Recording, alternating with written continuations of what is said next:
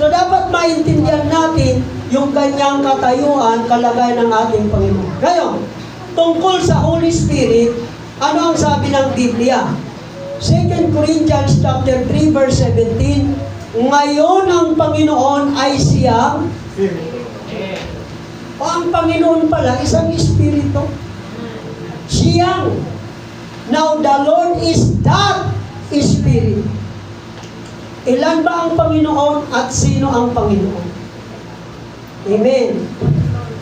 Efeso 4:4, isang Panginoon, isang Espiritu, isang bautismo, isang pananampalataya.